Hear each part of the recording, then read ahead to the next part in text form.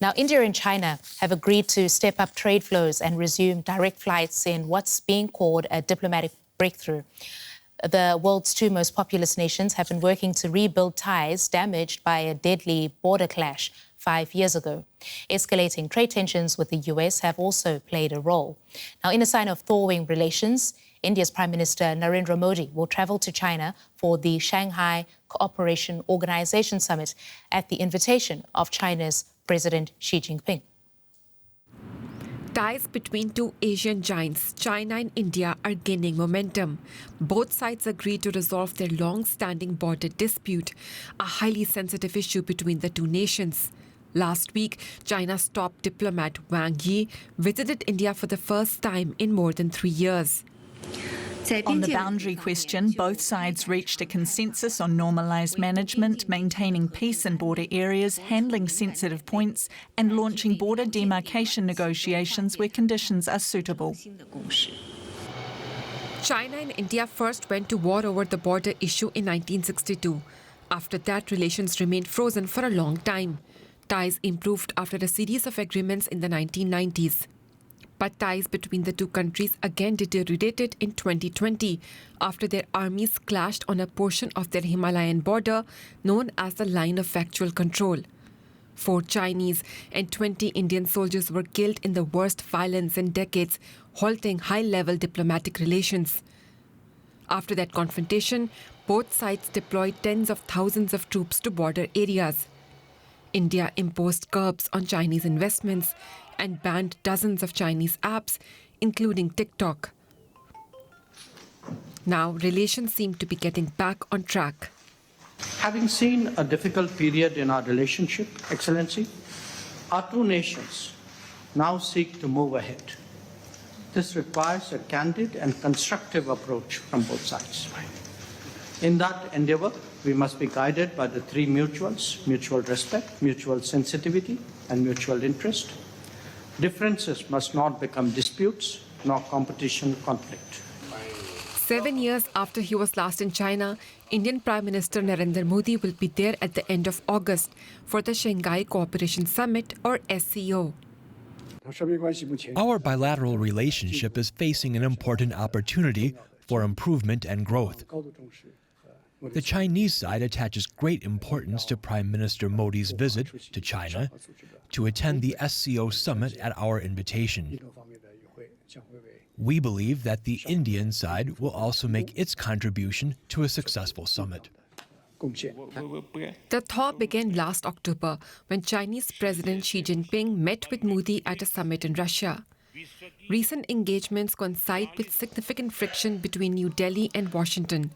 President Donald Trump recently imposed punishing tariffs on India, a long-time strategic partner of the US, something that shocked Indian leaders and the nation.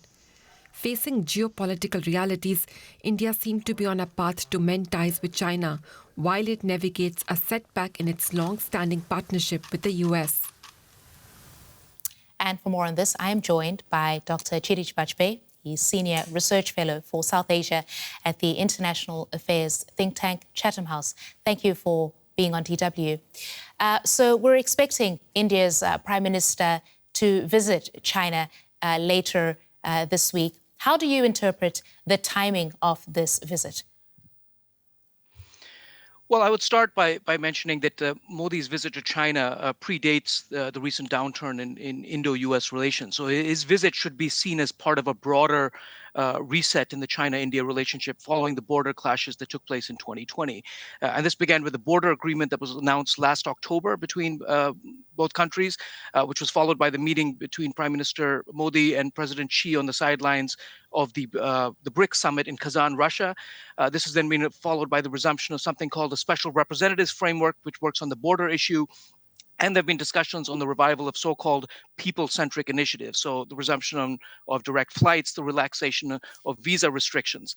That being said, I think that recent Indo-US tensions have added to the strategic significance of the reset in the China-India relationship. It reaffirms India's commitment to strategic autonomy. It shows that it maintains a diversified and an independent foreign policy, which is not beholden to the whims of the Trump administration. Right. And so would you then call this a pivot towards China by India, especially considering India's decades-long strategy of non-alignment, which is now known as multipolarity. Is it too soon to perhaps start suggesting that India might be breaking away from that? Yeah, I think strategic autonomy remains a key component of Indian foreign policy. And this means engaging all major poles of influence in the international system through a multi and omni-aligned foreign policy. And I would add that, despite recent frictions in the Indo-US relationship, the underlying strategic rationale that's driving the Indo-US relationship remains unchanged. So Washington, D.C.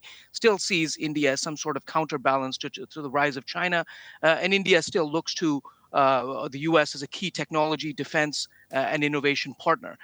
So I don't think the underlying strategic rationale for the idea of strategic autonomy has changed, despite the recent shifts or geopolitical frictions that we've seen. As you would know, Dr. Bajpaee, one can't necessarily talk about India without mentioning Pakistan, who's long been an ally of China.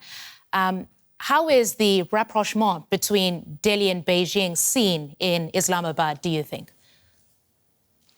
Well, I think Pakistan still remains a key strategic partner for China. It should be noted that last week's visit by Foreign Minister Wang Yi, the Chinese foreign minister, to India, it was followed by visits to then Pakistan and then Afghanistan, where there was a trilateral meeting between the foreign ministers of Afghanistan, China, and Pakistan.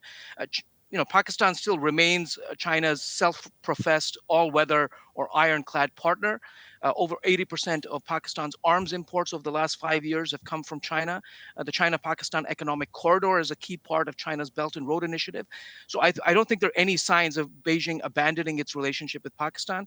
And its reset in relations with India should really be seen as independent of its long-standing relationship with Pakistan. Well, give me a very quick answer to this one. Would you characterize this as a genuine thaw or a tactical reset? I would say it's more of a tactical rather than a strategic reset to the relationship. So none of the fundamental grievances in the bilateral relationship have been resolved, most notably the border issue, but you can also add or include several emerging or re-emerging fault lines in the relationship. Beijing's, of course, all-weather relationship with Pakistan, as I've mentioned, but also water disputes. China is constructing the world's largest hydroelectric power project across a river that traverses both countries. There's the Tibet question, with questions about the succession of the Dalai Lama. And then there are broader questions about China's role in India's neighborhood.